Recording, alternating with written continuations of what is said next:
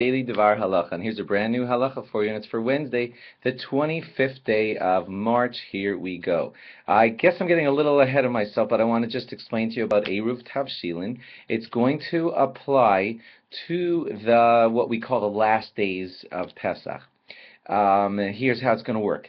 On the last days of Pesach, the Yom Tov is going to be on a Friday and on a Shabbos, which means that according to most normal situations, you're going to end up doing some permissible cooking. Remember, on Yom Tov, you are allowed to cook in a permissible way, and you might end up doing some cooking like the cholent or stuff like that for Shabbos on Friday afternoon. And typically, you're not allowed to prepare on a Yom Tov for the Shabbos that follows it. On every Yom Tov, you basically only prepare for that Yom Tov, and you're not supposed to be cooking for the next day, even if the next day is Shabbos.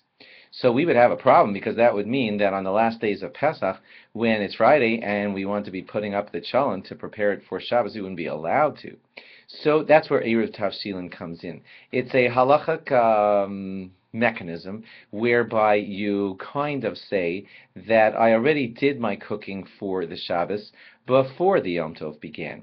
And I did that with preparing like a cooked item and a baked item, like something like a hard-boiled egg and a matzah. And that was my official cooking for the Shabbos, and I took care of it on the Erev Yom Tov, before the Yom Tov began. And then on Yom Tov, I may just be like technically adding a little bit to that, like when I pop on the cholent. But the main cooking was done when I made that Eruv Tavshilin, which was done before the Yom Tov began. Therefore, there's a special ceremony. It's available in any good Haggadah or Siddur, and you hold up in your hand that cooked item and baked item, like a matzah and a hard-boiled egg, or other things that are like that. It's up to you what you're going to use. And then those two items are the part of your Eruv Tavshilin. And when you read the Eruv Tavshilin, it's not a bad idea to read it in English also, whatever language is going to make sense to you, so you understand what you're saying.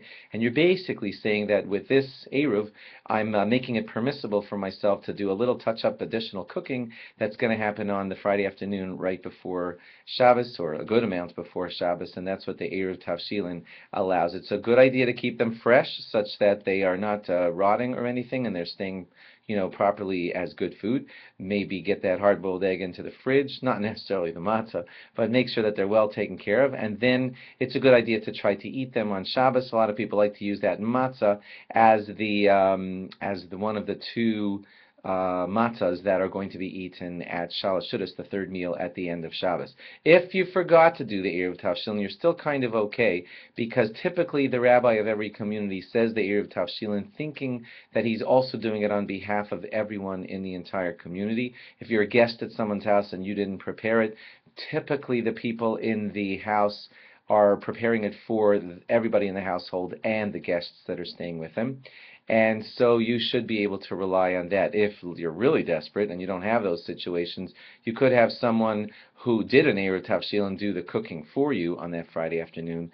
But hopefully you won't need that, because hopefully your rabbi took care of it for you, or your host took care of it for you, or something like that. But those are some of the basics on Eruv Tavshilin. It will not apply at the beginning of Pesach, because the first day of Pesach is Shabbos itself, but will apply in the last days for those of us outside.